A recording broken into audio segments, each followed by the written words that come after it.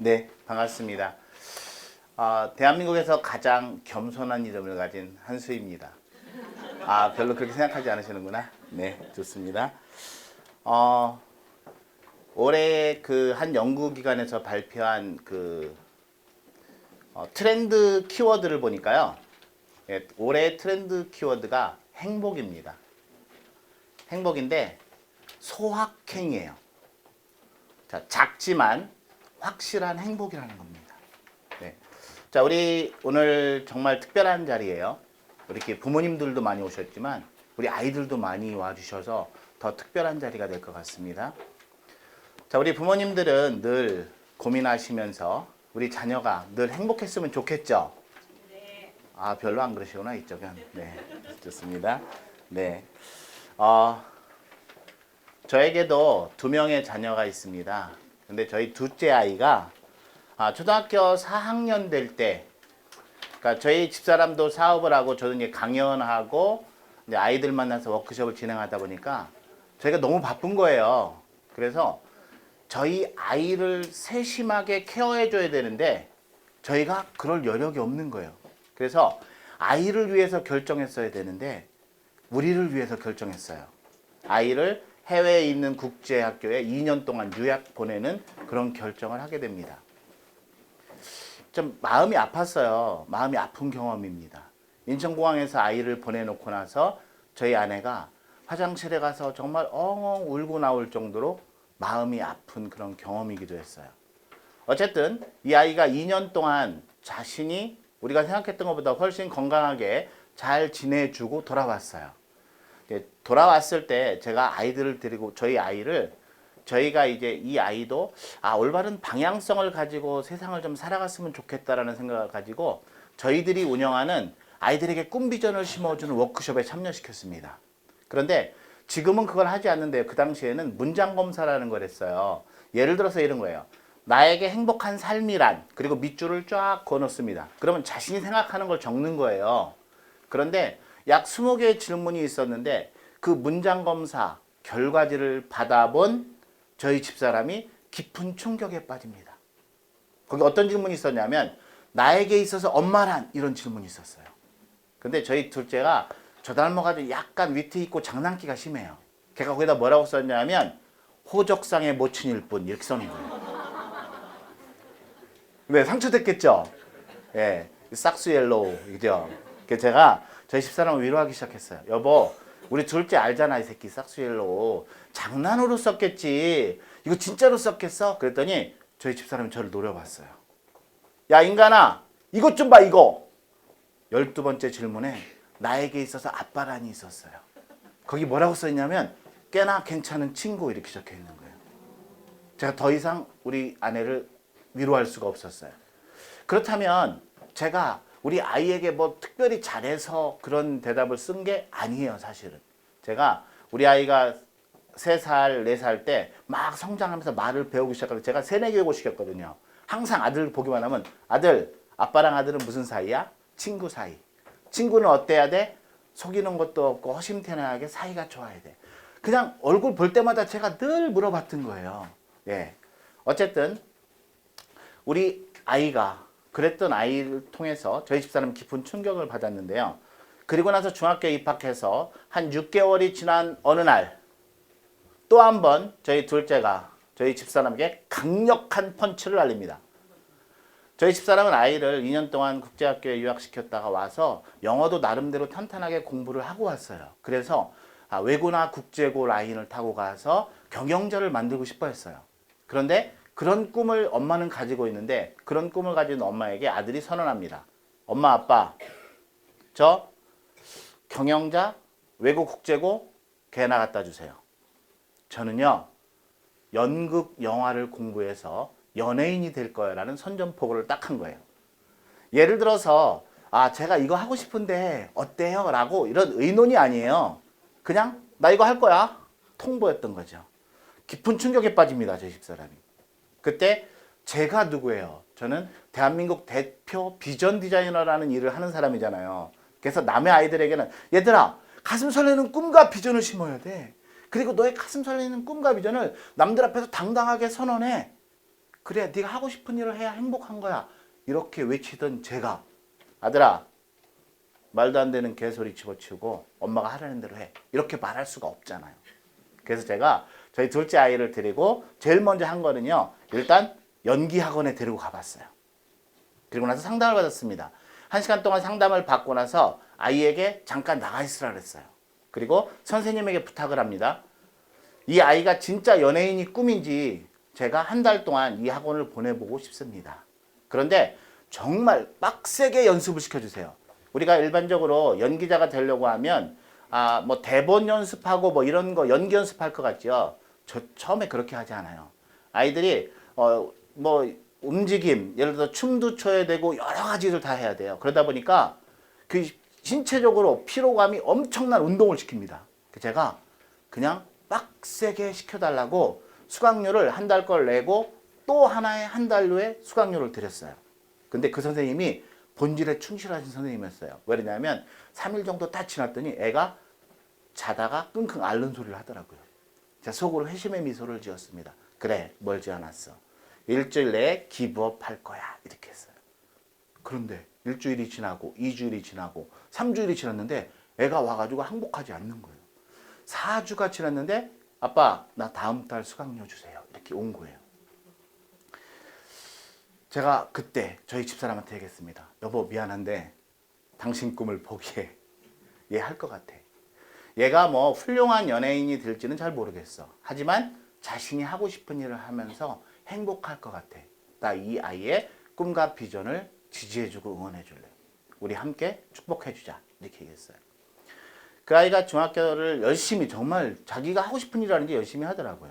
그래서 안양에 있는 예술고등학교에 진학해서 3년 동안 정말 열심히 뭐 새벽 2시까지 열심히 자기 일을 자기 것을 위해서 준비하고 그러니까 올해 대학의 연영과에 이제 입학하게 됩니다.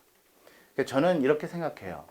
그 아이가 정말 뭐 대한민국을 대표하는 뛰어난 무슨 뭐 연극 배우나 영화 배우가 되지 못한다 하더라도 자신이 정말 하고 싶은 일을 할 때 행복한 그러니까 힘든 거에 대한 대가를 기꺼이 지불한다는 거죠. 저 오늘은 우리 부모님들, 우리 아이들도 함께 왔어요. 그래서 우리 아이들이 진짜 자신이 하고 싶은 일, 그 속에서 어떤 방향성을 가지고 삶을 살아갈 때 4차 산업혁명 시대 굉장히 교육 제도의 변화가 심하거든요. 우리 아이들을 둘러싼 환경의 변화가 심하거든요. 근데 그 속에서도 우리 아이들이 행복하게 자신의 길을 찾아갈 수 있는 방법과 노하우에 대한 소통을 하는 시간입니다. 기대되시죠? 네. 별로 안 되는구나. 네, 좋습니다. 오늘 우리 강연은 공감과 소통입니다. 그래서 열심히 공감해주고 소통해주시는 부모님의 자녀는요, 분명하게 21세기 창의 융합인재 그리고 하나님께서 주신 재능을 그죠?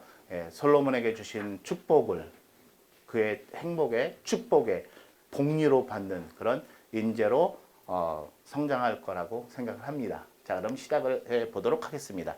짧은 영상인데 하나만 봐주세요.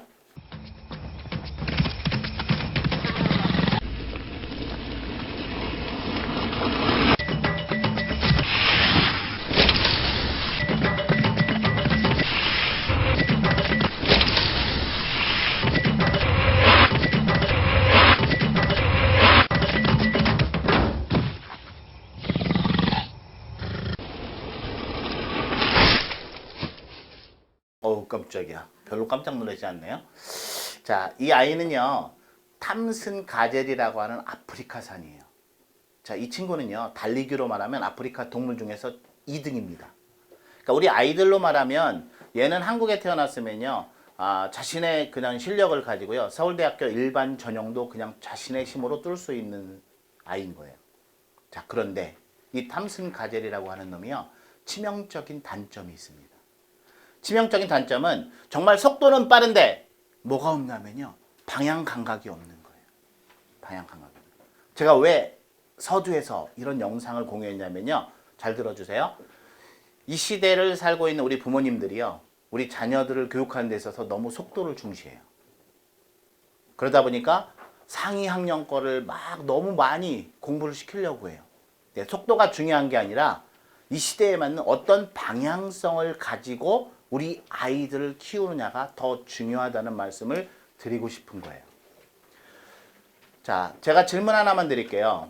자, 우리 사회가 급변하고 있어요. 급변하고 있습니다. 우리 사회가 교육을 지배할까요? 교육이 사회를 지배할까요?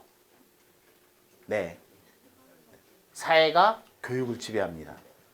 자, 한번 보세요. 쉽게 말씀을 드릴게요. 우리 사회가 변하면요. 첫 번째 뭐가 변하냐면 그 사회가 필요로 하는 요구하는 인재상이 바뀌어요. 쉬운 예로 우리나라의 삼성그룹을 예를 들겠습니다. 자, 삼성그룹은요. 어땠냐면 불과 15년, 20년 전에 삼성은 어땠냐면 글로벌 시장에서 1등이 아니었죠. 그러다 보니까 어땠냐면 일본에 있는 소니라고 하는 회사를 잘 보고 벤치마킹하고 모방하고 그래서 자신들이 그거보다 조금 더 좋은 제품을 세상에 내놓으면 됐어요. 그런데 지금 어때요? 삼성은 이제 글로벌 초인류 기업이 됐죠. 그러다 보니까 자신들이 뭔가를 누군가를 보고 모방하고 벤치마킹할 대상이 있어야 되는데 눈을 씻고 쳐다봐도 없죠. 왜? 자기가 1등이니까. 그러면 삼성은 어떤 인재를 원할까요?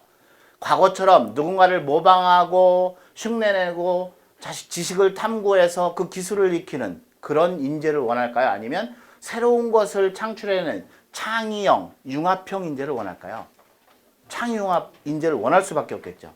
자, 또 하나 창의성은요 어떻게 키워지냐 하면 창의성은 공부를 해가지고 지식을 쌓는다고 창의성이 결코 키워지지 않아요. 어떻게 키워지냐면 현장에 가서 정말 직접 경험을 해서 거기서 시행착오를 겪고 실패하고 새로운 생각을 가지고 다시 도전하고 이러면서 새로운 창의력이 생기는 거예요. 그래서 이 시대는 어떤 인재를 원하는 거냐면 창의융합형 인재와 실질적으로 지식이 아니라 역량, 능력을 원하는 시대가 와 있다는 거예요. 또 하나 중요한 키워드는 뭐냐면 제가 기업주예요. 우리 직원들이 100명이 있습니다. 예를 들어서 1월 1일에 우리 직원들을 이렇게 모아놓고 연설을 합니다. 여러분, 세계는 초인류 경쟁사예요. 그래서 경쟁력이 있는 사람이 되어야 됩니다. 그래서 여러분들은 누군가를 제끼고 경쟁해서 승리하세요. 우리 회사 내에서도 부서 간에 협력하지 말고 경쟁하세요. 옆에 동료가 힘들어하면 그를 도와주지 말고 그를 딛고 그를 밟고 경쟁에서 밟고 앞으로 나아가세요. 이렇게 말하는 기업주가 있을까요? 없을까요? 미친 거죠. 뭐라고 얘기해요? 여러분 부서 간의 벽을 허무세요. 부서 간의 벽을 허물고 협력하세요. 동료가 힘들어하면 그의 손을 잡아주고 그와 함께 공동의 이익, 공동의 목표를 향해 나아가세요. 이렇게 얘기하죠. 자, 다시 말하면 우리 기업은요 어떤 인재를 원하냐면 동료들과 협력하는, 협업하는 인재를 원하고 있다는 거예요. 자, 그러면 잘 들어보세요. 그러면 그런 시각에서 우리 아이들을 들여다보자는 거예요. 우리 아이들은 유치원 때부터 어떤 문화에 익숙해져 있냐면 친구들과 협력하고 협업하는 문화에 익숙해진 게 아니라 유치원 때부터 친구들과 경쟁하는 문화에 익숙해져 있는 거예요. 당장 얼마 전에 있었던 설날에 우리 부모님들 고향에 가서 조카들 중학생, 초등학교, 중학교 조카들 만나면 뭐라고 물어보셨어요? 야, 너 저 반에서 몇 등해? 전교에서 몇 등해? 그렇죠. 우리는 이제까지 뭐냐면 하나의 잣대로 줄을 애들 쫙 세워놓고 탁탁 끊어서 등수를 매기고 등급을 매기는 상대평가 문화에 익숙해져 있다는 거예요. 그런데 그런 아이들이 어느 날 갑자기 기업에 가서 협업하는 인재가 되세요 했을 때 우리 아이들이 쉽게 협업할까요? 자, 우리 아이가요 늘 전교 2등만 해요. 그런데 전교 1등을 다 코스로 매일 하는 친구가 있어요. 그 학교에. 걔를 한 번도 이겨보지 못해서 우리 아이가 계속 스트레스 받고 있어요. 그런데 그런 아이가 이번 주 월요일에 할아버지가 돌아가셨어요. 그래서 할아버지가 돌아가셔서 할아버지 때문에 일주일 동안 얘가 풀로 학교에 나오지 못했어요. 그런데 우리 아이가 정말 학교에서 선생님 수업 열심히 들으면서 노트 필기를 열심히 하고 인터넷 강의 보고 거기다가 첨가하고 참고서 보면서 거기다가 또 요약 정리해서 너무나 엄마가 보니까 완전히 뭐 보통 웬만한 참고서보다 더 멋진 요약서를 가지고 있어요. 자, 토요일날 엄마가 아들한테 얘기합니다. 아들아, 이거 보니까 너 너무나 멋지게 노트 정리해놨구나. 그래, 네 친구 있잖아, 전교 1등 하는 애. 할아버지 돌아가셔서 일주일 동안 수업 못했잖아. 걔 수업 못하면 안 되잖아. 그러니까 이거 온전히 복사해가지고 그 친구 갖다 주고 걔랑 협력해서 공부해 라고 말하는 대한민국의 엄마들 한 명이라도 있어요, 없어요? 미친 거죠.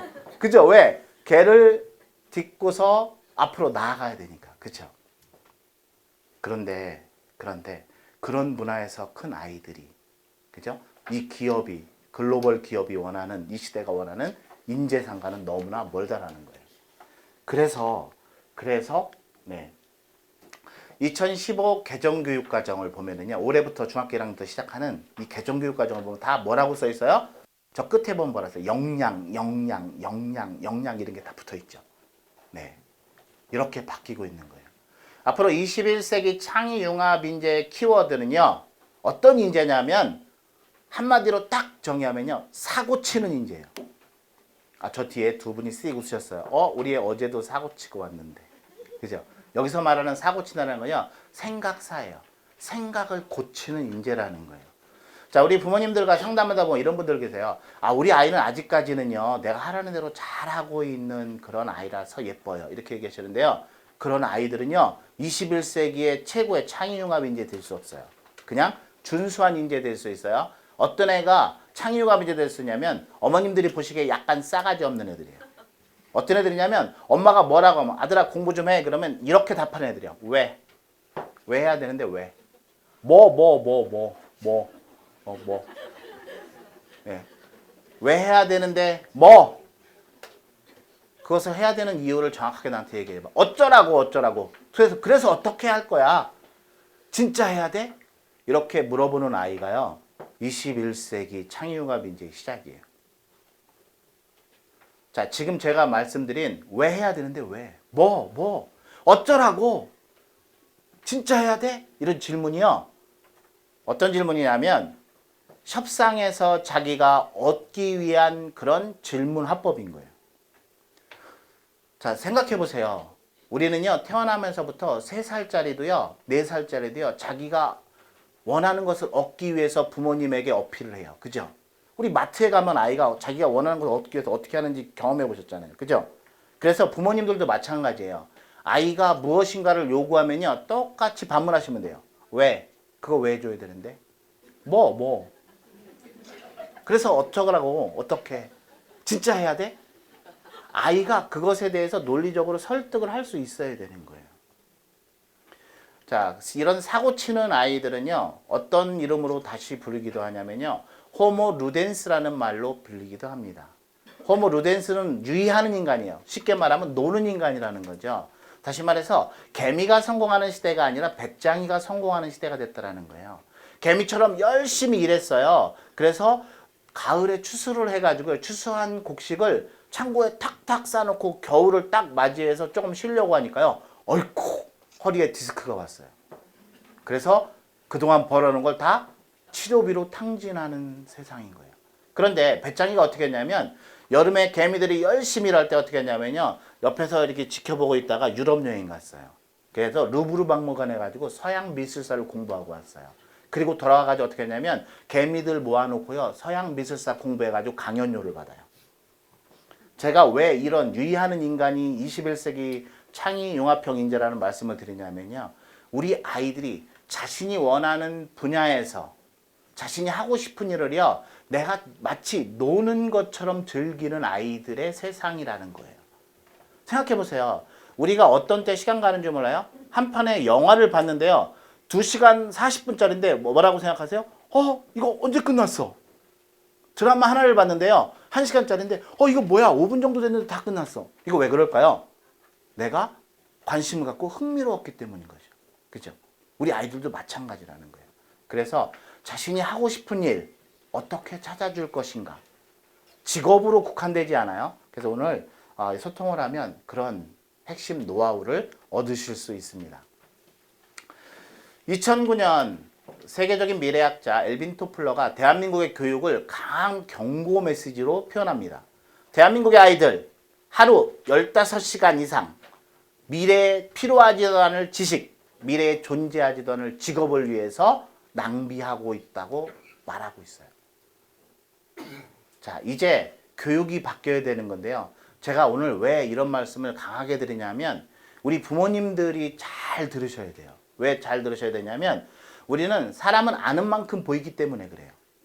우리는 산업화 시대의 교육을 받은 부모님들이에요. 그러니까 부모님들의 잘못이 아닌 거예요.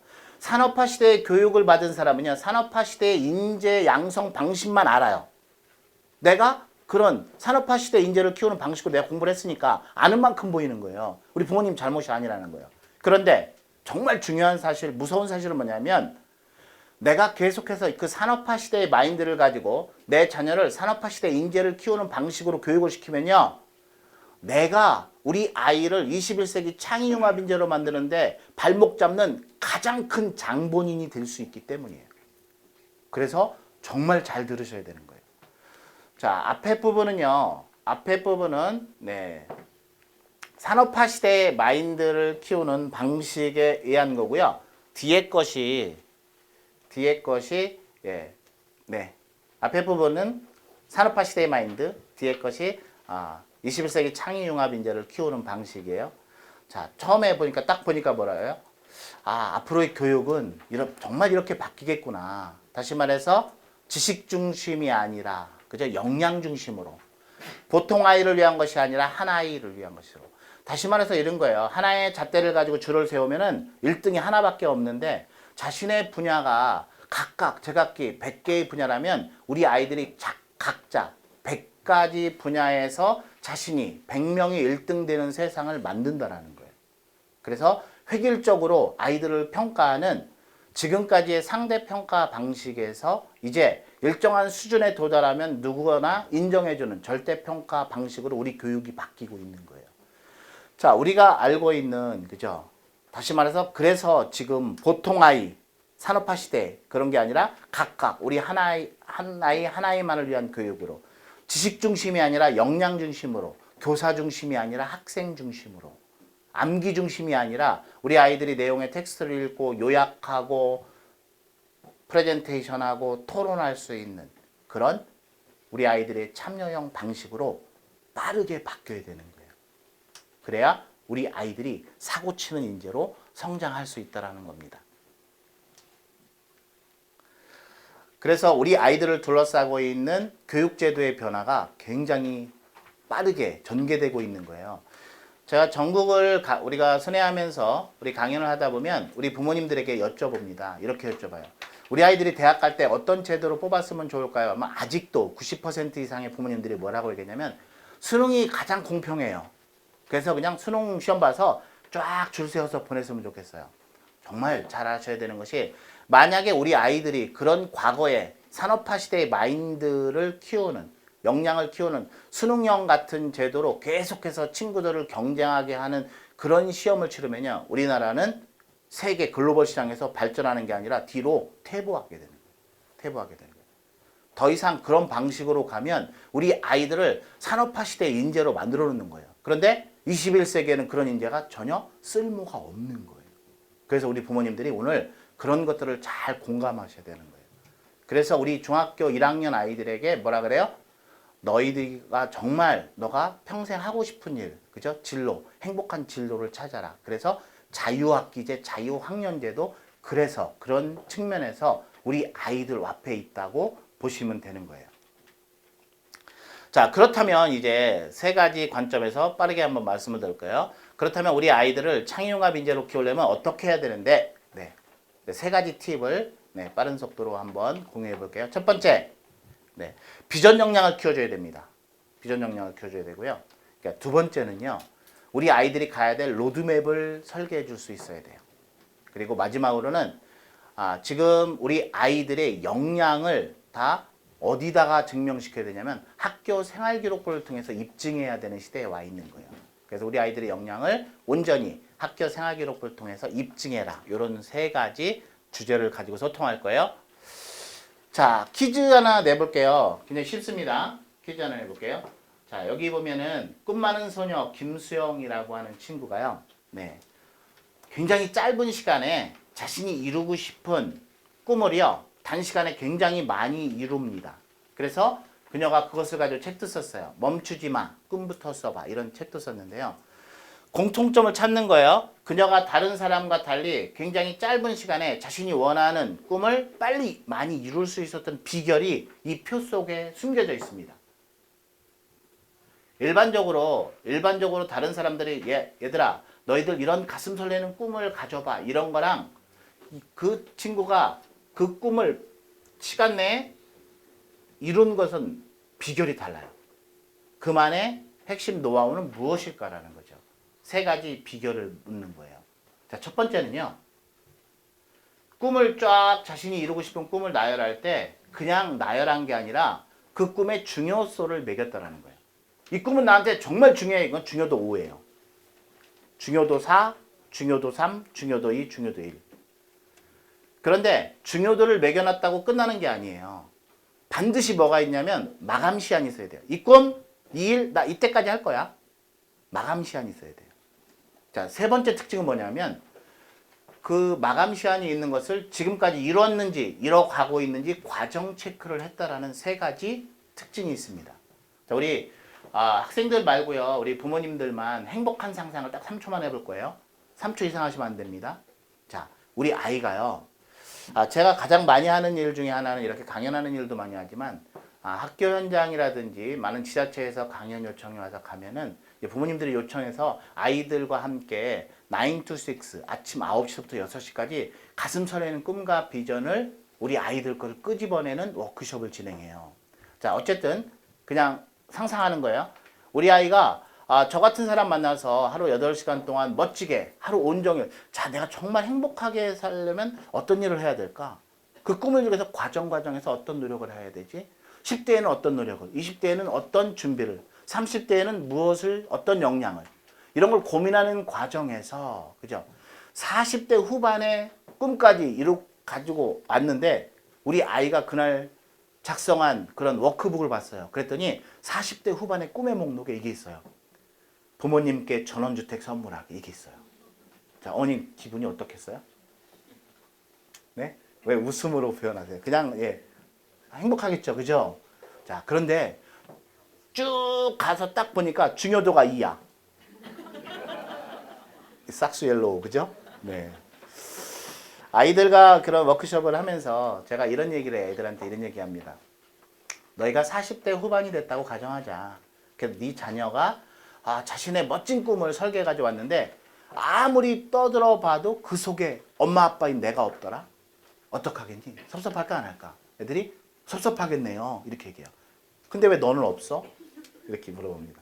아이들이 굉장히 진지하게 이제 그런 것들도 고민해 보는 거예요. 아이들과 이런 워크숍을 하다 보면 굉장히 재밌습니다. 재밌어요. 그래서 이런 걸 해보는 거예요. 정말 네가 가슴 설레게 하고 싶은 진로 목표는 뭐야? 그래서 10대에 반드시 해야 될 거는 뭐니? 그거에 대한 리스트를 잡아놓고 중요도 표시해보고 이거 언제까지 할 거야? 뭐 이런 것들을 아이들과 함께 고민해보는 시간을 갖습니다. 네. 그런데 오늘 중요한 팁 이것만 기억하셔도요. 이것만 알아도 우리 아이들도 이것만 알아도 굉장히 많은 것들을 할 수 있어요. 네. 자, 요거를 잘 기억하셔야 돼요. 꿈은 진화 진화한다는 메커니즘을 잘 이해하면 돼요. 자, 우리 아이들은요. 무엇을 모르냐면 많은 친구들을 만나지만 아이들이요. 이런 거예요. 너 꿈이 뭐야? 그러면 애들이 영어 선생님이래요. 그러면 이 아이는 27살에 임용고시를 봐서 영어 선생님 되잖아요. 그러면 37, 47, 57, 67 해도 그냥 영어만 가르치다 끝나는 잖아요. 근데 정말 중요한 거는요. 꿈은 진화 진보예요. 꿈은 진화 진보한다는 거 우리 아이들이 깨달으면 자신이 가는 진로상에서 꼭 그 직업이 아니라도 돼요.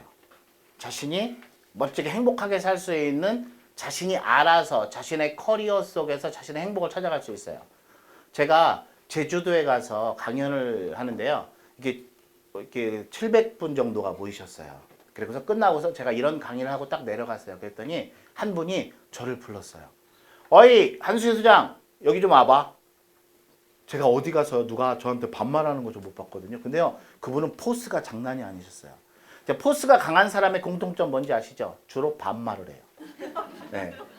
용안무당이 무슨 존댓말 하는 거 봤어요? 못 봤죠. 그죠? 딱 부르더니 이렇게 해서 이거 정말 필요한 것 같은데 내가 한 달 내로 여기 아이들 30명 모아놓을 테니까 우리 아이들에게 이거 해주셔. 네. 제가 쫄아가지고 네 이렇게 얘기했어요. 그리고 나서 한 달 뒤에 갔어요. 한 달 뒤에 가는데 한 달 뒤에 가기 딱 3일 전에 한 어머님에게 전화를 받습니다. 그 어머님이 저한테 하셨어요. 자, 소장님, 제가 네이버라든지 여러 군데 소장님 강연한 거 보니까 소장님이 아이들의 꿈이도 목표도 없는 애들 꿈을 명확하게 심어주는 비전 디자이너로 유명하다고 하는데 저희 아이 이야기 좀 잠깐만 들어주세요. 저희 아이는 꿈이 없어서 걱정이 아니라 우리 애는 꿈이 너무 명확해서 문제예요. 왜 문제예요, 그게? 그랬더니 자신이 원하는 꿈이랑 180도 달라서 문제래요. 그래서 이거예요. 요청은 이거예요. 우리 아이의 꿈을 하얗게 지워주시고 제가 원하는 꿈으로 180도 싹 바꿔서 세팅이 가능한가요가 어머님의 질문의 요점이에요. 제가 이렇게 했어요. 네, 1도 아니에요. 어머님이 원하는 꿈은 뭐예요? 아이가 원하는 꿈은 뭐고요? 아이는요, 세계적인 축구 스타로 성공하는 거래요. 그래서요, 애는요, 공부 하나도 안 하고 시간만 나면 나가서 맨날 공차는 일로 자신의 시간을 소비한대요. 그런데 어머님은 뭘 원하는데요? 그러니까 그분이 이렇게 했어요. 누구에게 그냥 딱 얘기만 해도 알만한 남편이 대한민국에 있는 중견기업을 경영하는 분이래요. 근데 아들이 하나밖에 없대요. 그래서 그 기업을 이 아이한테 물려줘서 경영자로 만들어야 된대요. 근데 애가 전혀 그럴 생각이 없다는 거예요. 이렇게 바꿔줄 수 있냐는 거예요. 자, 그래서 속으로 괜히 예스라고 했네. 네. 그리고 나서 갔어요. 가가지고 딱 아이들을 만났는데 30명 아이들 중에서 26명이 와서 앉아있더라고요. 그 4명 아이들은 어떤 아이들일까요? 엄마를 이기는 아이들이에요. 엄마가 아들아 가서 따라가서 멋진 꿈 좀 설계해봐. 그랬는데 엄마 꿈이나 살피시지? 뭐 이런 아이들인 거죠. 걔는 이제 엄마를 이겼으니까 안 온 거예요. 그죠? 자, 그런데 궁금하잖아요. 그 아이가 누군지. 그래서 제가 0.3초 안에 스캔을 딱 했습니다. 어떤 놈일까? 딱 했는데 제 눈에 0.3초 안에 딱 들어왔어요. 애가요. 섹시하게 생겼어요. 공부는 안 하고 맨날 나가서 햇빛에서 공 차가지고 얼굴이 새까맣고 시커먼 거예요. 저 새끼구나. 그래서 제가 걔를 향해서 친구들을 향해서 딱 날렸어요. 얘들아, 꿈이 진화 진보한다는 비밀 알아? 네? 꿈이 진화 진보예요? 그래. 꿈 넘어 꿈이 있는 거야. 너희들 박지성 아니? 박지성 알죠? 박지성 너희들이 생각하기에 성공했어 안 했어? 성공했죠. 야, 근데 박지성 30대 중반인데 벌써 은퇴했다 얘들아? 그럼 박지성 앞으로 어떤 일을 하고 살까? 은퇴했으니까 이제 돈도 있겠다. 아프리카 여행 다니고 노후를 즐기겠다?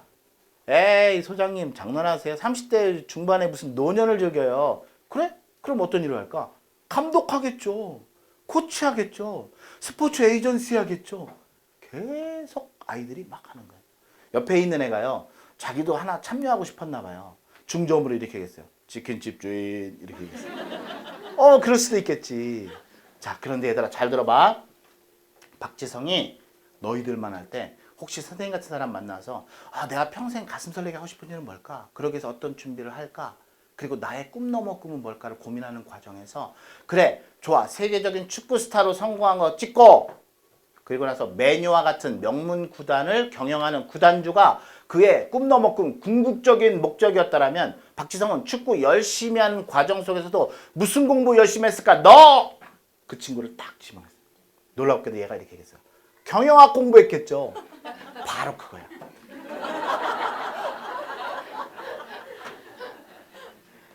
제가 워크숍을 끝내고 김포공항에 딱 내렸는데요. 어머님에게 장문의 메시지가 와 있었어요. 소장님 진짜 마법사세요. 우리 애가 상기된 표정으로 와서요. 이렇게 얘기했어요. 엄마, 나 공부할게요. 경영자 공부할게요.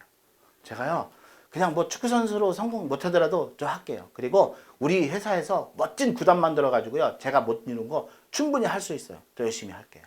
그리고 제가 오면서 50번, 100번 되뇌면서 망설였는데 이 얘기를 할까 말까 망설였는데 엄마 고마워요. 제가 의미 있는 고민하게 해주셔서 감사해요. 그 아이가 너무 예쁜 거예요. 제가 그래서 3개월마다 지금도 과정 체크하고 있어요.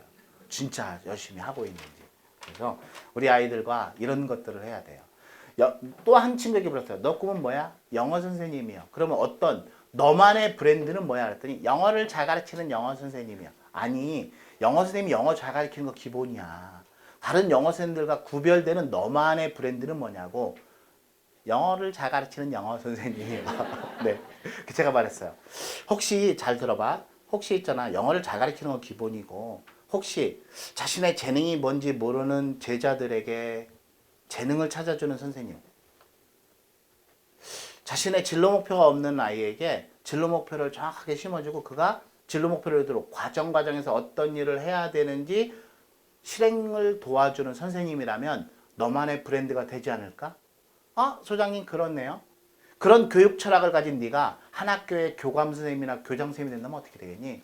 너의 그런 멋진 교육 철학의 혜택을 보는 아이들이 몇 명이나 되겠니? 그 학교 전교생이 되겠네요. 혹시 네가 대통령 잘못 만나가지고 대한민국의 교육 대통령, 교육부 장관이 된다면 너의 그런 교육 철학의 혜택을 보는 아이가 몇 명이나 되겠니? 대한민국의 청소년들이 거의 다 될 수 있겠네요. 바로 그거야, 얘들아. 꿈은 그렇게 진화 진보하는 거야. 자, 오늘 여기 있는 학생들도요. 자, 생각을 해봐야 돼요. 그런 것들을 생각을 해봐야 돼요. 근데 더 재밌는 것들이 뒤에 구체적으로 할 수 있는 것들이 많이 있습니다. 자, 이런 것을 통해서 우리 아이들에게 심어주고 싶은 건 이거예요. 내가 왜 공부해야 되는지 이유를 정확하게 찾아주는 겁니다. 우리 아이들이요, 초등학교에서 중학교 올라오면서 어머님들에게 질문하는 아이들 있을 거예요. 아들아, 공부 좀 해. 그럼 왜 해야 되는데 왜? 나를 설득해봐. 이런 거잖아요. 그죠? 제가 저 연구소가 대치동에 있어서 대치동에 강연을 많이 하는데 대치문화센터에서 한 200분 정도 강연을 오셨는데 거기서도 똑같은 질문을 했어요. 초등학교 6학년, 중학교 1학년 아이들이 그런 질문 안 하나요? 질문한대요. 그래서 여기 물어봤어요. 그래서 어머님은 아들에게 뭐라고 답했어요? 그랬더니 이렇게 답했대요. 네가 공부 열심히 하면 성형하지 않은 자연산 미인을 얻을 수 있어. 이렇게 얘기했대요. 떳떳하셨어요? 그러니까 떳떳하지 못했대요. 네. 자, 우리 부모님들도 우리 아이들이 내가 왜 공부해야 돼? 그러면 그죠? 그런데 우리 아이들이요 스스로 내가 왜 공부하는지 이유를 정확하게 찾잖아요. 그러면 공부하란 말 하지 않아도 돼요. 그런 특징을 가진 아이의 공통점을 볼 수 있는 거 하나 짧은 영상입니다. 네. 적정기술은 간단하게 말해서 이렇게 사람들에게 적정한 도움을 줄 수 있는 기술이에요. 제가 쉬운 예를 하나 들어드릴게요. 한 자동차 디자이너가, 잘 나가는 자동차 디자이너가 포르쉐 신형을 하나 디자인했어요. 근데 너무 비싸잖아요. 많아봐야 한 전 세계에서 100명쯤 되는 사람들이 이 포르쉐를 살 수 있었을 거예요. 그런데 이 디자이너가 하루는 어떤 바람이 들었는지 캄보디아에 멀리 있는 학교에 등교해야 하는 이 어린 아이들, 이 애들을 한 10명 정도 한꺼번에 태울 수 있는 초경량 자전거를 디자인한 거예요. 이런 게 생기면 얼마나 좋아요. 그러면 이 자전거의 혜택을 받을 수 있는 사람들은 몇 명일까요? 아무리 적게 잡아도 100만 명은 될 것입니다. 적정기술은 이렇게 소외된 기술 혜택에서 소외된 가난한 사람들을 위한 기술이에요. 세상에는 정말 편하고 편리하고 멋지고 빠른 것이 많아요. 스마트폰부터 시작해서 그런 최첨단 기술들도 있고 정말 좋은 기술이에요. 하지만 그 기술이 이 세계의 모든 사람들에게 주어져 있느냐? 그거는 아닌 것 같아요. 이 구매력 있는 10%를 넘어서 소외된 90%를 위한 기술이 바로 적정기술입니다. 자, 그러면 제가 이 적정기술을 어떻게 만나게 됐을까요? 때는 중학교 1학년 때였습니다. 운명적인 날이었죠. 저희 중학교로 포항공대에 계신 장수현 교수님께서 강연을 오신 거예요. 그 강연에서 제가 방금 여러분께 보여드렸던 그 적정기술 제품 사진들을 막 보여주셨어요. 그리고 그때 이것이 적정기술입니다. 딱 이렇게 하시는데 정말 가슴이 뻥 뚫리는 것 같았어요. 이런 게 있었구나. 이런 세상이 있었구나. 내가 정말 꼭 하고 싶었던 거다. 왜 이걸 아직까지 몰랐지? 정말. 근데 이 느낌은 그냥 갑자기 찾아온 게 아닌 것 같아요. 제가 다닌 중앙기독중학교에서는 참 좋은 가치관을 가르치고 계셨어요. 너의 재능을 너 혼자만을 위해서 쓰지 마라. 이 세상에 어둡고 멍들고 힘든 부분, 그 부분을 위해서 아낌없이 사용해라. 얼마나 멋있어요. 저는 제 꿈과 이 가치관이 딱 맞으면 얼마나 좋을까 하고 생각을 했어요. 그런데 딱 이 적정기술이 제게 나타난 거예요. 너무 흥분되고 좋았죠. 그때 이런 말을 들었어요. 같은 꿈이라도 대가를 지불할 마음이 없는 것은 드림이지만 역경이 있어도 딛고 이뤄내려는 것은 비전이다. 이 비전을 위해서 저의 노력이 본격적으로 시작됐습니다. 네. 자, 이 아이가 한 이야기 하나만 되짚어 볼게요. 이 아이가 이런 얘기를 했어요.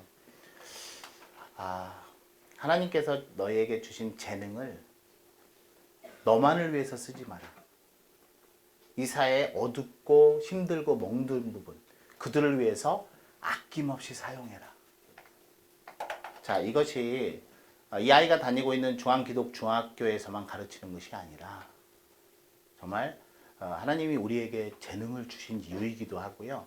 이 시대가 요구하는 인재상이기도 합니다. 지금 이것을 우리 아이들이 잘 터득하면은요, 우리 아이들이 왜 공부해야 되는지 이유에 대해서 자신이 스스로 주도력을 가지고 세상을 살아가는데 엄청난 동력을 얻을 수 있어요.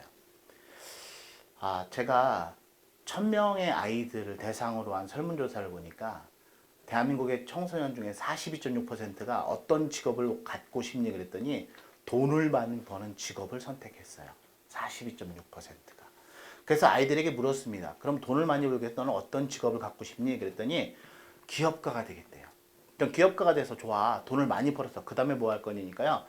돈 버느냐고 고생했으니까 해외여행 간대요. 그 다음에 뭐 할 거냐니까요. 대저택을 딸린 집을 하나,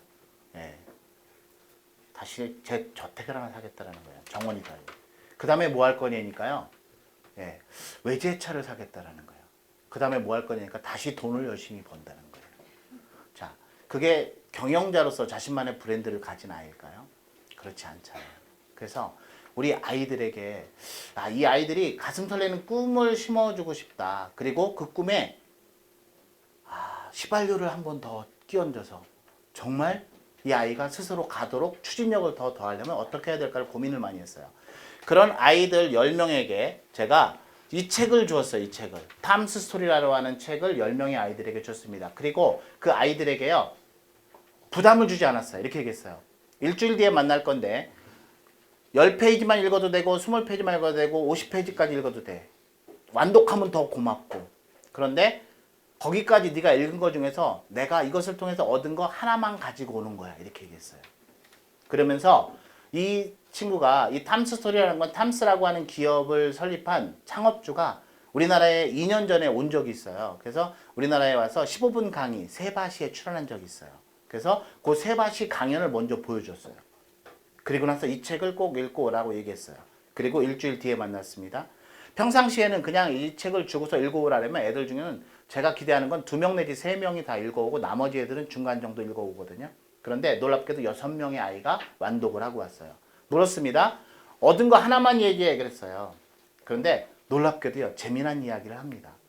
자, 잠깐만 부가 설명을 드리면요. 이 마이크 스키라고 하는 사람은 미국인으로서 아르헨티나로 휴가를 갑니다. 그런데 가보니까 10명 중에 9명이 신발을 신고 있지 않은 거예요. 돈이 없어서 신발을 신을 돈이 없는 거예요, 아이들이. 그런데 그 나라는 부모님이 똑같아요. 교육열이 높아요. 교육을 통해서만 우리 부모의 계급을 자녀애들에게 물려주지 않는다는 생각을 가지고 있어요. 그래서 그 아이들을 공부를 시키고 싶은데 그 학교는 교복과 신발을 착용하지 않으면 학교에 갈 수 없는 게 규칙이에요. 그래서 수많은 아이들이 학교를 못 가는 거예요. 너무나 안타까운 사실이잖아요. 그래서 그 지역에 있는 250명에게 그들이 학교에 갈 수 있도록 신발을 기부해 줘야지라는 생각을 가지고 자선 캠페인을 미국에 와서 벌이기 시작합니다. 거기서 시작한 거예요. 250명의 아이들에게 신발을 기부해 주자라는 생각을 해요. 그런데 그들이 하는 캠페인 누구한테 먼저 했을까요? 가족과 친구와 친척들에게 이렇게 갔겠죠. 그런데 그들이 하는 그런 그런 활동이요, 의미 있다라고 판단한 그 지역의 한 방송사에서요, 이거를 1시간 10분짜리 다큐멘터리로 방영해줘요. 그래서 놀랍게도 한 방에 10,000명에게 신발을 기부해 줄 수 있는 돈이 들어온 거예요. 그걸 가지고 아르헨티나의 전통 문양의 신발을 근대식으로 세련되게 디자인해가지고 그 신발을 만들어서 아르헨티나로 날아갑니다. 일주일 동안 그 아이들에게 직접 신발을 신겨주는 운동을 하기로 해요. 그래가지고 일주일 동안 그 행사를 합니다. 10,000명의 아이들에게 신발을 선물해주는 행사를 해요. 그리고 마지막 날 돌아오기 위해서 짐을 정리하다가 딱 모퉁이를 돌았었는데 한 여성이 마이크 스키를 보고 막 울부짖으면서 뭔가를 계속 이야기하고 있어요. 옆에는 3명의 아이가 있는데 자녀 같았어요. 그런데 그 아이 셋 다 자신들이 기부한 신발을 신고 있었어요. 무슨 말인지 알아들을 수가 없었어요. 왜냐하면 그녀는 스페인어로 이야기를 하고 있었거든요. 그래서 좀 통역을 부탁했어요. 그랬더니 그녀가 말한 건 이거였어요. 저는 정말 우리 아이들을 너무너무 공부시키고 싶었어요. 그런데 불행하게도 우리 아이들에게는 딱 한 켤레의 신발밖에 없었습니다. 월요일에는 큰애가 신고 가요. 화요일 날에는 둘째가. 수요일 날에는 막내가. 그러면 나머지는 결석을 해야 되는 거죠. 그런데 당신들 덕분에 우리 아이들이 마음껏 공부를 할 수 있게 됐어요. 이 감사함을, 이 고마움을 내가 어떻게 표현해야 될까요? 제가 할 수 있는 게 조금이라도 있으면 저에게 얘기해 주세요. 제가 봉사를 하라면 봉사를 할게요. 감사를 표시하고 싶었던 거예요. 그때 마이클 스케는요, 망치로 뒤통수를 한 대 탁 맞은 느낌이었습니다. 만약에 우리가 시행하는 이런 기부 행사가 일회성으로 끝난다면 이 아이들에게 더 큰 희망을 주는 게 아니라 절망을 주겠구나. 그러면 이 아이들에게 지속적으로 공부할 수 있도록 그런 것들을, 환경을 만들어주려면 내가 지금부터 어떤 노력을 해야 되지? 그런 고민을 하고 미국으로 돌아가서요, 자신이 운영하던 기업을 정리해요. 그리고 그 돈 모든 것과 자신의 노력을 다 탐스라고 하는 사회적 기업을 만들어서 거기다 다 올인합니다. 그리고 걸어요. 신발 사업을 하는 거예요. 신발 사업을 하는데 당신이 하나를 사준 것으로 인해서 다른 한 명에게 하나가 기부되는 거예요. One for one. 그러니까 비싸게 받아서 기부하는 게 아니라 정상적인 가격으로 사주면 기업이 가져야 될 마진을 포기하고 기부해 주는 거예요.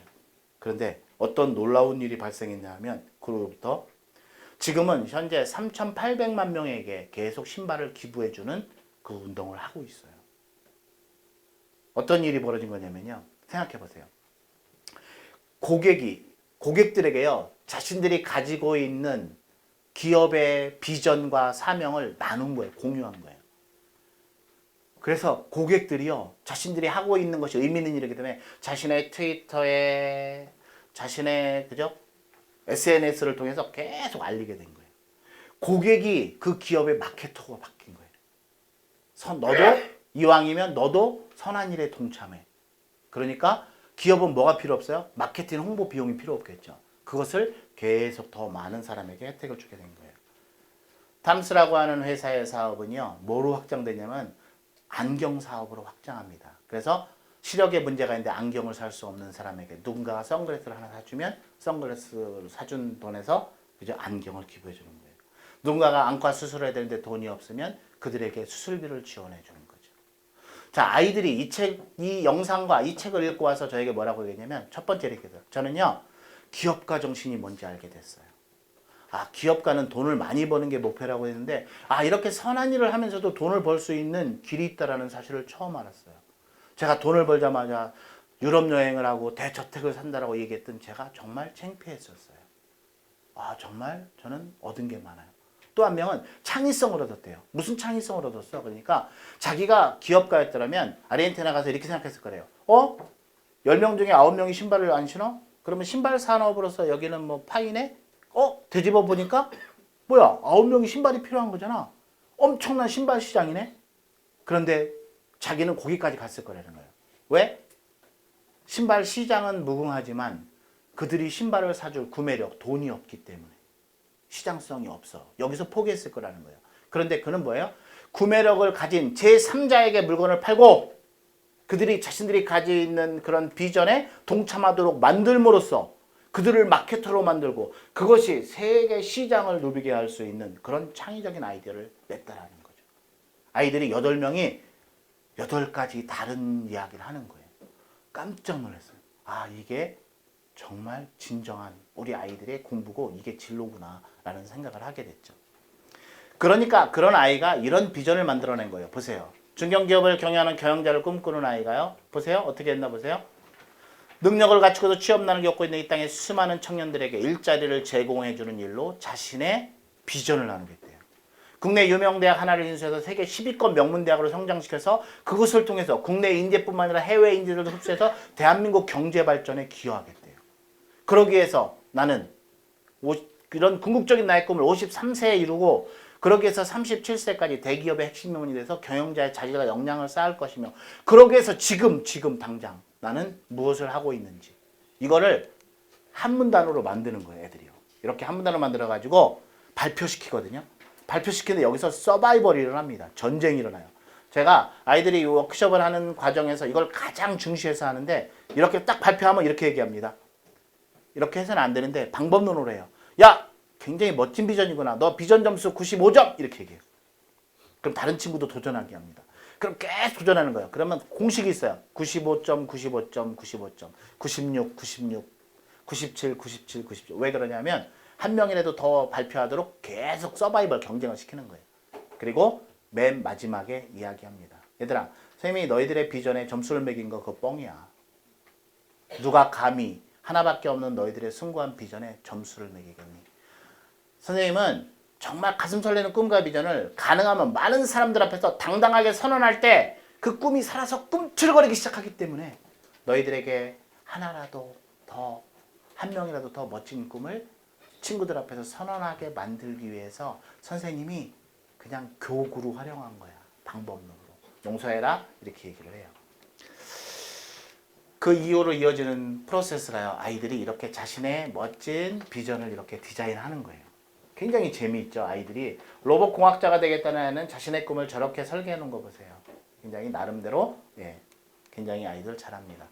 자, 이렇게 얘기하면 제가 하는 일을 양력을 보신 분들은 이렇게 생각하세요. 아, 소장님은 뭐 보니까 특목 자사고 애들 뭐 이렇게 서울대 연고대 가는 애들 뭐 학생부 종합전형 그런 거 있으니까 좋은 애들 만나니까 좋은 애들에서 좋은 작품 나오는 거 당연한 거 아니에요? 이렇게 얘기하시죠. 그래서 요거는 초등학교 3학년에 간 거예요. 초등학교 3학년에 가 어떤 것을 봤는지 보세요. 코코 샤넬과 같은 전설적인 패션 디자이너로 성장할 거예요. 그리고 돈이 없어서 옷을 못 사 입는 아이들에게 옷도 기부해 줄 것이고 2030년까지 패션 기업의 CEO가 돼서 직접 경영할 거예요. 그러면서 CEO가 된 후에도 돈이 없어서 패션을 공부할 수 없는 아이들에게 장학금을 줄 것이며 그 꿈을 이루기 위해서 올해 이런 노력을 하고 있대요. 초등학교 3학년이지만 굉장히 멋진 꿈을 이야기하는 거죠. 그리고 자신의 멋진 꿈을 딱 정해놓으면요. 그것을 이루기 위해서 10대에 내가 반드시 해야 될 것, 20대에 준비할 것, 30대에 쌓아야 될 역량, 40대에 갖춰야 될 것들. 이렇게 해서 자신의 것을 발표하는데 이게 발표를 어떻게 하냐면요. 프레젠테이션 면접으로 해요. 면접으로 하는데 굉장히 재밌어요. 면접으로 하는 거 애들이 얼마나 떨리겠어요. 발표하는 것도 떨리고 이렇게 하잖아요. 자, 예를 들어가지고 이런 거예요. 여기 앉아있는 왼쪽에 있는 아이들, 오른쪽에 앉아있는 애들이 그냥 앉아서 그걸 보고 발표하는 거 보는 게 아니에요. 면접관이에요. 면접관. 예를 들어서 이런 거예요. 어떤 아이가 이렇게 얘기합니다. 저는 30대 중반에 삼성의 이건희 회장만큼 돈을 많이 벌어서 기업을 꽃피운대요. 그러면 저가 가만히 있어도 돼요. 얘네들이 용서하지 않아요. 얘들이 딱 물어요. 30대 중반에 삼성그룹 정도의 그룹을 키우려면 어떻게 키울 것인지 처음에 자본금은 뭘 가지고 시작하시면 어떤 사업 계획인지 구체적으로 얘기해보세요. 이렇게 얘기해요. 그럼 뭐라 할까요? 허걱하겠죠. 그죠? 네. 아까 저 초등학교 3학년 아이가요. 어떤 애는 이렇게 얘기합니다. 덜덜덜 떨면서 이렇게 얘기해요. 먼저 저는 15살에 100만 원을 기부할 겁니다. 이렇게 시작해요.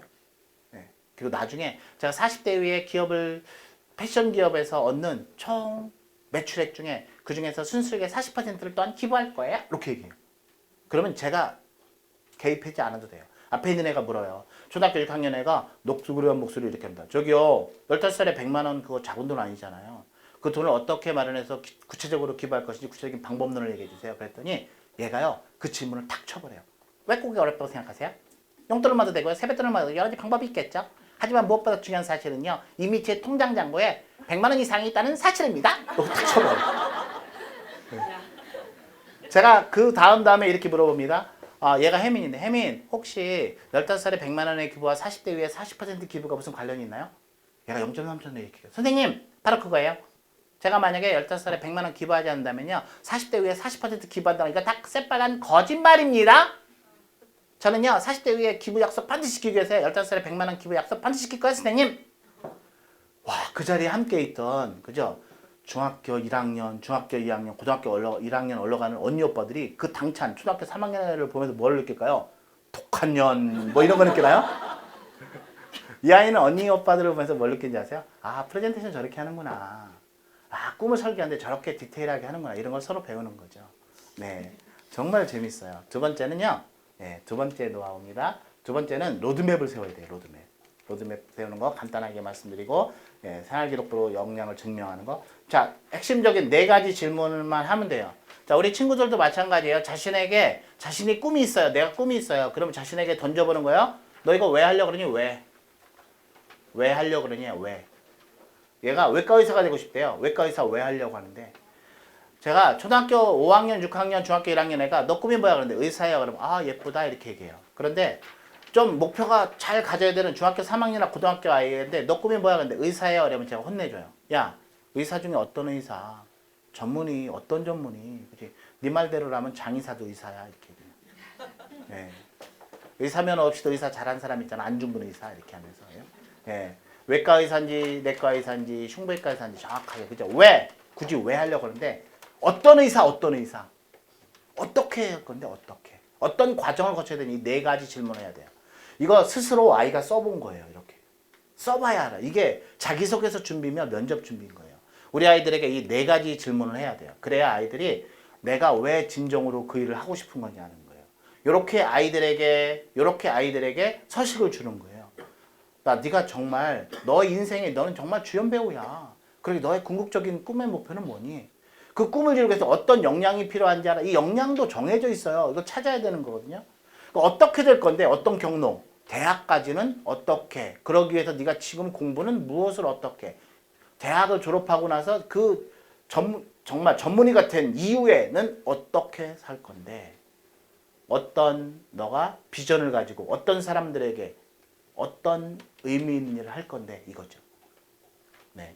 그런 것들을 스스로 해봐야 하는 거예요. 스스로 해봐야 하는 거예요. 자, 이것도 짧은 영상입니다. 아프리카 오지에 병원과 학교를 짓고 헌신적인 삶을 살다 생을 마감한 고 이태석 신부는 한국의 슈바이처로 불립니다. 제2의 이태석 신부를 꿈꾸는 그의 제자들을 황현규 기자가 만나봤습니다. 내전으로 폐허가 된 아프리카 남수단의 작은 마을 폰즈에 병원과 학교를 짓고 아이들에게 꿈과 희망을 심어준 고 이태석 신부. 그 아이들 중 한 명인 존 마엔 씨는 6년 전 입국해 이태석 신부가 수학했던 한국의 의과대학에서 의수를 배우고 있습니다. 본과 3학년인 마엔 씨는 이 신부를 자신의 인생 모델이라고 주저없이 말합니다. 공부를 열심히 해서 뭔가 다른 사람들한테도 신부님처럼 뭔가 좀 좋은 일을 하고 싶다. 항상 늘 그런 생각을 가지고.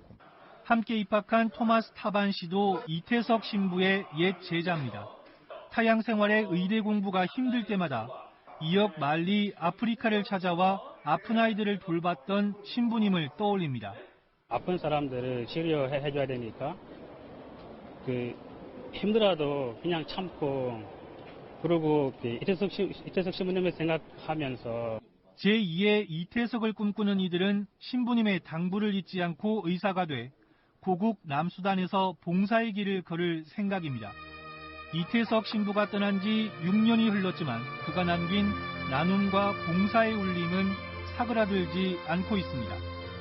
KBS 뉴스 황현규입니다. 서프라이즈. 우리말 자막은 왜 넣었을까요? 그죠? 한국말 겁나게 잘하는데, 그죠? 네.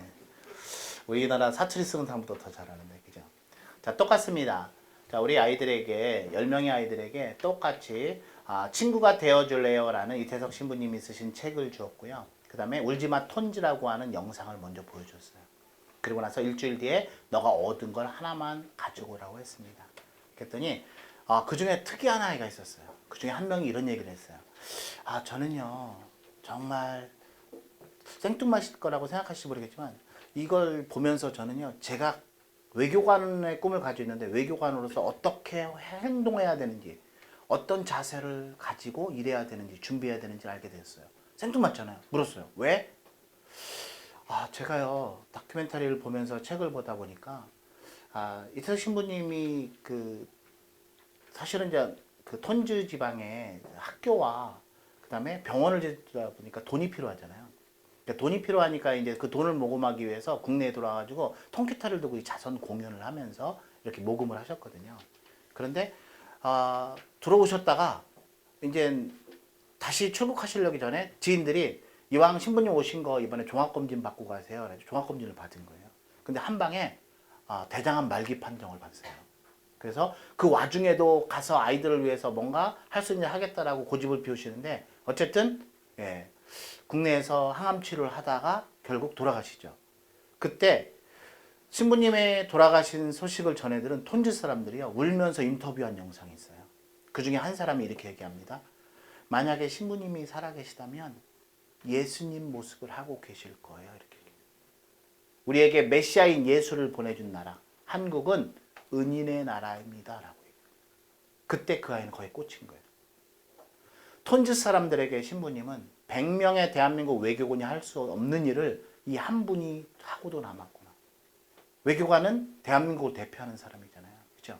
그래서 자기가 정말 외교관으로서 국가를 대표하는 고품격 서비스를 어떻게 해야 되는지 자신이 알게 됐다는 거예요. 자, 이 책을 보고 이 영상을 보고 아이가 자신의 의사로서의 비전을 쓴 거 한번 보세요. 내 분야 전문의가 돼서 그죠? 뭐 어떤 사람이 특히 뭐라 그랬어요? 의료에 사각지대에 있는 사람들 중에서 뇌가 손상된 사람들, 식물인간의 상태가 된 사람들을 위해서 인공뇌를 만들어 줄 것이며 그죠? 그들을 자신의 사비로 도울 수 없잖아요. 그러니까 의료법인, 재단법인을 설립해서 그들을 도울 것이다.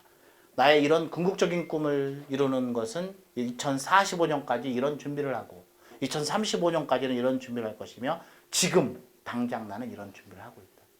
자, 이런 꿈을 가진 아이들이 정말 생각해 보세요. 이런 공부할 때 수학 공부하고 영어 공부하고 외교관을 꿈을 가진 애가 영어 공부하고 이런 게 짜증나고 짐스럽고 그런 일일까요? 자신이 정말 하고 싶은 일을 하기 위해서 필요한 거라면 아무리 힘든 공부도 어떤 자세로 하냐면 웰컴! 얼마든지 와. 내가 즐기면서 해줄게. 우리 아이들이 그렇게 바뀌는 거예요. 왜 공부해야 되는지 특별한 이유. 저희가 그래서 아이들에게 가슴에 불을 지르는 이런 그죠? 2차적으로 우리 아이들에게 자신의 진로에 맞는 네가 왜 이 책을 읽어야 되는지 이것을 맞춤형으로 서비스 하는 걸 해요. 바로 이런 거예요. 자, 1번 책은 우리 아이들에게 의사가 되겠다는 아이들에게 너의 필요한 책들이야. 체크리스트 이렇게 해준다고 애들 읽지 않아요. 1번 책은 너에게 이런 의미가 있어. 2번 책은 너에게 이런 의미가 있어. 3번 책은 너에게 이런 의미가 있어. 이 책은 의사가 의술뿐만 아니라 환자와 환조의 가족을 어떻게 사랑하는지 의사로서 의철학을 심어주는 책이야. 그죠? 경영자의 꿈을 가진 아이에게요. 그죠? 마윈이라는 책은요. 정말 가슴에 불을 지르는 그런 책일 수 있는 거예요. 예. 중국에 그죠? 1990년대 후반에 설립된 알리바바닷컴이라는 회사가요. 3대를 거쳐서 만들어 놓은 삼성그룹보다 시가총액이 더 큰 회사가 된 거 아세요? 그 마윈의 성공담을 보면서요. 중국에 있는 1990년대 이후에 출생한 아이들이요. 줄링하우 세대들이요. 제2의 마윈을 꿈꾸면서 벤처기업가가 되겠다라고 지금 베이징에서 공부하고 있는 아이들이요. 인원이 그렇게 많지는 않대. 놀랄 만큼은 아니에요. 1억 명 조금 넘는데요. 근데 우리나라 아이들 직업 선호도 1위가 뭐예요? 공무원이에요. 공무원. 교사. 왜? 안정적이니까. 앞으로 20년, 30년 뒤에 그 아이들과 우리 아이들이 글로벌 시장에서 싸울 걸 생각하면요. 정말 무서워요. 무서워요. 그죠? 그래서 우리 아이들에게 이런 것들을 심어주는 것들을 하는데요.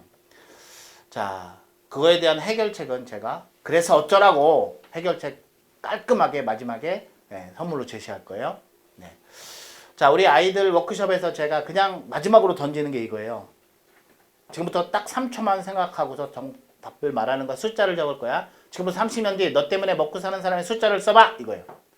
너 때문에 먹고 산다는 의미는 네가 돈을 벌어서 부양한다는 의미뿐만 아니라 네가 예를 들어서 감기 치료제를 발명했어. 그러면 네가 일약 세계적인 대부호가 됐을 때 그 권한을 다 내려놓고 정말 상징적으로 원가에 가까운 가격으로 모든 사람이 활용하게 할 수 있다면 너의 그 하나님이 주신 그 재능으로 인해서 선한 영향력을 혜택을 받는 사람의 숫자를 포함해 이렇게 얘기해요. 하나, 둘, 셋, 손 떼어 이렇게 얘기해요. 제일 처음 묻는 애가 제일 중요해요. 너! 근데 한 명 이러면 골 때려요. 근데 처음 애가요. 2,000명 그러잖아요. 그러면 두 번째는 2만 명으로 떼요. 반드시 세 번째는 20만 명으로 떼요. 20만 명에서 제가 태클을 딱 걸어요. 너 일어나봐. 20만 명. 멋지다. 박수! 자, 20만 명의 근거를 내봐. 허걱하죠. 초등학교 5, 6학년 애들 뭐라는지 아세요? 소장님, 된다면 됩니다. 무조건 돼요. 네. 그러니까 무식한 놈이 용감한 거예요. 걔들은 무조건 된대요. 예. 네. 그날은 중학교 2학년 했어요. 얘가 이렇게 얘기합니다. 아, 제가 3초 동안 생각한 건 아니고요, 소장님. 옛날부터 생각했어요. 저는 중견기업을 경영해서 저는 5만 명을 고용해 줄 생각을 가지고 있습니다. 그 사람 한 명 한 명에게 딸린 식구가 4인 가족이라고 생각했거든요. 그래서 저는 20만 명을 책임지는 기업가로 성장할 거예요. 그러기 위해서 저는 이제까지 이런 노력을 해왔고요. 앞으로 이런 노력을 할 거예요. 자, 그 답변을 듣는 그날 함께 참여했던 애들이 뭘 느낄까요? 저 새끼 오늘 왜 왔어 여기. 우리 기죽이러 왔나 이렇게 생각하지만 마음 한켠에 엄청난 자극을 받는 거예요. 똑같은 나이에 쟤는 왜 그런 생각을 하지? 나는 뭐야? 자신의 비전의 진로에 아이들이 진지해 줄 수밖에 없는 거죠. 자, 이제 마지막입니다. 네, 학생부로 역량을 증명해라. 간단하게 이야기할 거예요. 제가 오늘 마지막에 해법을 드릴 게 독서예요. 독서. 그래서 이 독서가 정말 중요합니다. 왜 독서가 중요하냐면 대한민국의 많은 교수님들과 입시 전문가들이 독서에서 해법을 찾으라 그래요. 해법을 찾으라는 이유가 있습니다. 첫 번째는 뭐냐면 우리 아이들이 면접을 통해서 주로 합격의 당락이 좌우되는데 면접을 통해서 생각의 깊이, 그죠? 논리적 사고 이런 것들이 드러나는데요. 이게 독서를 통해서만 얻어질 수 있기 때문이에요. 그냥 간단하게 하나를 살펴보면요. 보세요. 자기소개서를 보면서 이렇게 질문을 합니다. 네 자기소개서를 보니까 너 진로 독서를 통해서 인권 변호사의 사명을 가졌다 그랬는데 구체적으로 제시해봐. 그랬을 때 이런 컨텐츠로 답을 해야 돼요. 네. 그러니까 나는 1학년 때 흑인 인권 문제를 거론한 허클베리 핀의 모험을 보면서 책을 통해서 저는 인권의 소중함을 알기 시작했어요. 그리고 다음으로 이어진 앵무새 죽이기와 당신들의 천국을 통해서 변호사 중에서도 인권 변호사로 제가 구체적인 꿈을 갖는 계기가 되었습니다. 이런 것들이 우리 아이들 학교생활 기록부에 진로 희망사항 200자 적는 게 있어요. 여기에 이런 것들이 들어와 있으면 평가자들이 뭘 보냐면 얘 뭐야? 얘 뭐야? 진짜 얘가 그럴 정도 역량이 있나? 독서활동상에 이 책이 있나 봐요. 거기 딱 갔는데 이거보다 더 쟁쟁한 책들이 있어요. 그러면 얘 우리 학교 왔으면 좋겠다. 이 아이를 쳐다보는 평가하는 시각이요. 굉장히 우호적인 거예요. 그러니까 서류 평가와 면접 평가를 이 아이를 위해서 잘 할 수밖에 없죠. 자, 또 하나 보세요. 전공적 합성. 전공적 합성. 얘가 의대 갈 거면 의사로서, 외교관이 될 거면 외교관과 관련된 책을 읽었는지를 본다고요. 네. 그래서 계속 지적 호기심으로 갔는지 보세요. 생명공학자의 꿈을 가진 애 보세요. 이 아이가 이렇게 답했다고 생각해 보세요. 종의기원을 책을 읽으면서 생명공학에 흥미를 갖게 됐고, 그죠? 관련 책을 읽으면서 생명공학이 우리 삶에 미치는 영향력과 발전 가능성에 큰 가치를 느껴서 생명공학도를 꿈꾸게 되었습니다. 뭐 다르죠. 200자 쓰라 그랬는데 너 왜 외과 의사가 돼? 낭만 닥터 김사부를 보고 의사가 멋있어서요. 이렇게 하면 뭐라 그래요? 놀고 있네 이렇게 얘기하지. 그죠? 너 초딩이냐? 이렇게 얘기해요. 벌써 다른 거예요. 자, 결론. 이게 서울대에서 내준 자료예요. 보세요. 자, 지금은 우리 부모님들이 이런 생각할 거예요. 아마 우리 애들 참 힘들다. 앞으로 고등학생 되면. 왜냐면 교과 공부도 해야 되는데 비교과도 열심히 해야 되는데 비교과 봉사활동도 해야 되고 할 게 너무 많아. 이렇게 얘기하시잖아요. 그죠? 자, 제가 해법을 드릴 거예요. 그런 거 다 봉사활동도요. 학교에서 하라는 기본 시간 채우면 돼요. 근데 독서활동 하나 가지고서요. 학교생활기록부에 평가받는 걸 강력하게 도배하고도 나와요. 그거에 대해 하나로 통일하자는 거예요. 근데 교과와 연계해야 돼요. 교과와 연계. 그러니까 교과 공부와 연계해서 비교과 활동을 해야 된다라고 보시면 되고요. 밑에 이렇게 비교과 활동 따로따로 하는 것도 의미가 있지만 그것보다 서울대에서 우리 애들은 이런 아이들을 선호해. 그래서 교과 활동과 관련돼서 그 내용과 관련된 책을 읽고 그 내용과 관련된 동아리 활동을 하고 이렇게 여기저기 중복 출연해야 된다는 거예요. 쉽게 이해가 되실 거예요. 뒤에 보시면은요. 자, 예를 들어서 주로 우리 아이들을 학교생활기록부에서 점수화하고 평가하는 것들이 이렇게 돼 있는데요. 이 과정에서 이게 독서를 가지고 다 할 수 있어요. 어떤 분이 질문하셨어요. 예리하게. 소장님, 봉사활동을 어떻게 독서를 가지고 증명해요? 봉사활동 증명합니다. 제가 이 책을 읽고 봉사활동을 결심을 하게 된 책. 그러면요. 봉사활동에다 특이사항에 적을 수 있어요. 대한민국의 99.9% 애들이 봉사활동 특이사항에 아무 내용도 없어요. 그냥 봉사 뭐해서 몇 시간이지. 그죠? 그 다음에 뭐야? 내가 이 책을 읽고 봉사를 진짜 실행하게 됐어. 그런 책들을 가면요. 이건 정말 금상첨화예요. 그래서 이렇게 요 자료가 있기 때문에 천천히 보시면 되고요. 진로 희망사항 200자 중요하잖아요. 1학년 때, 2학년 때, 3학년 때 이렇게 발전시켜 갔는데 다 뭐예요? 독서를 통해서 발전시켜 가죠. 그죠?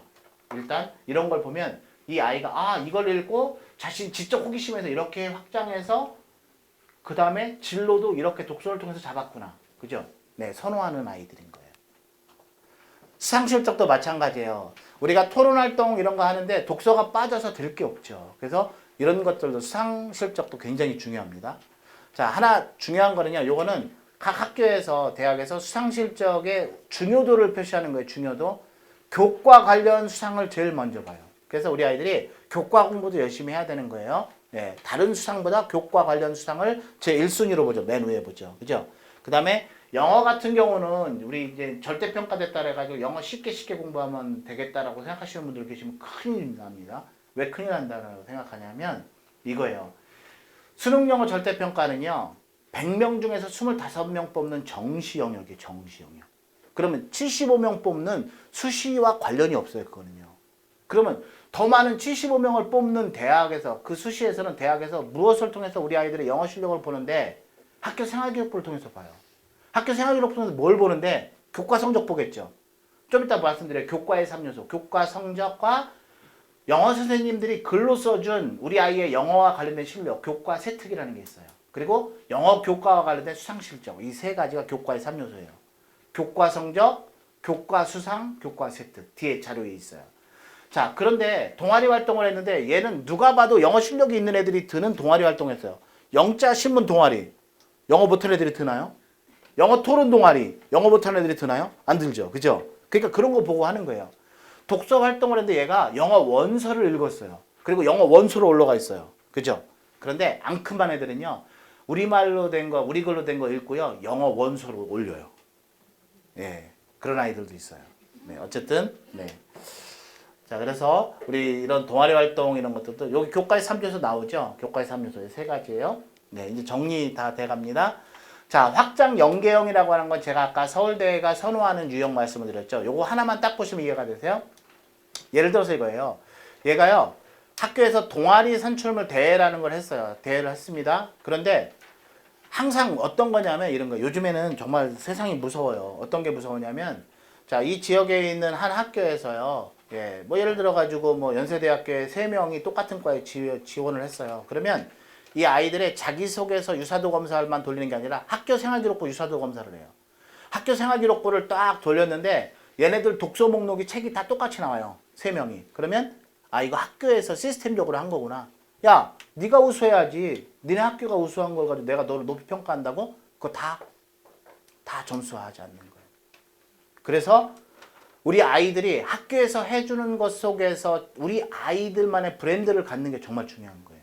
그래서 그것은 뭐랑 연결되냐면 우리 아이들의 진로와 연결되는 거예요. 여기 보세요. 얘는요. 진로가 뭐냐면 공연기획자잖아요.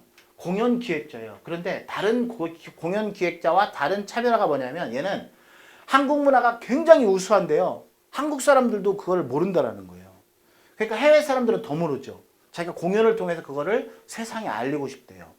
그러다 보니까 얘는 공연기획자의 자기 진로에서 출발하는 거예요. 그래서 한국 문화의 우수성과 관련된 책을 하나 읽고요. 그리고 자신의 진로, 김 PD의 쇼타임이라는 책을 읽고요. 그것을 기반으로 해서 친구들을 모아가지고요. 동아리 활동을 하고 그 결과물을 낸 거예요.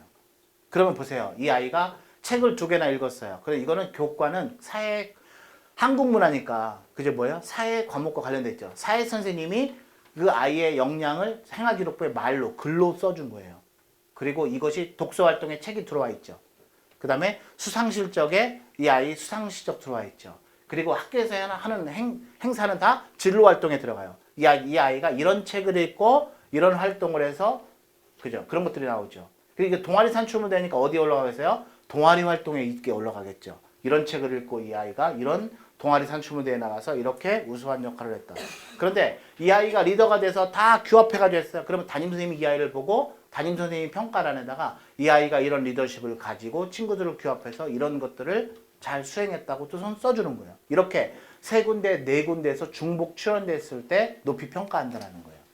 자, 행동특성 및 종합 의견은요, 담임 선생님이 써주는 거예요. 정말 잘 들으셔야 됩니다. 요거 이제 정리, 5분 내로 정리 다 합니다. 자, 여기 보시면 요 내용을 보고 좀 깜짝 놀랐어요. 요 내용 빨간 글씨를 보면서 저는 느꼈어요. 아, 담임 선생님은 하나님 다음으로 전지전능하시구나, 이렇게 느꼈어요. 보세요. 담임이 못할 게 뭐가 있나 보세요. 담임이 해줄 수 있는 영역이. 그러니까 우리 부모님들이 말 조심해야 돼요. 야, 너네 담탱이 잘했냐 이러면 안 돼요. 애들이 무의식 중에 나와요. 학교에 가서 야, 너 교실에 가서 민수 좀 불러와 그랬는데 가가지고 애가 이렇게 얘기해요. 야, 민수야, 너 담탱이가 오래. 근데 뒤에서 담임 선생님이 래요. 담탱이 여기 있다. 이렇게 쫓아 들어오세요. 그죠? 네.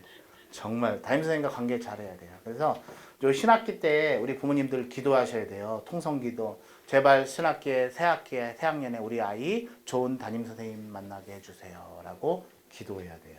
그죠? 네. 통성기도 한번 하세요. 자, 오늘 귀한 시간 내주셔서 감사하고요. 오늘 첫 번째 말씀을 드렸던 거는 우리 아이들에게 왜 공부해야 되는 이유를 정확하게 찾아주는, 그죠? 네, 꿈과 비전. 거기서 꿈이 진화 진보한다는 메커니즘만 알아도 우리 아이들이 훌륭하게 해낼 수 있다는 거. 두 번째는, 자, 로드맵을 짜기 위해서는 4가지 질문을 해야 된다고 했어요. 왜? 그죠? 어떤, 그죠? 어떤 과정을 거쳐야 되니? 그죠? 어떻게 할 거야? 이거예요. 4가지. 그리고 마지막으로는 학교 생활기록부로 우리 아이들의 역량을 입증해야 된다는 말씀을 드렸습니다.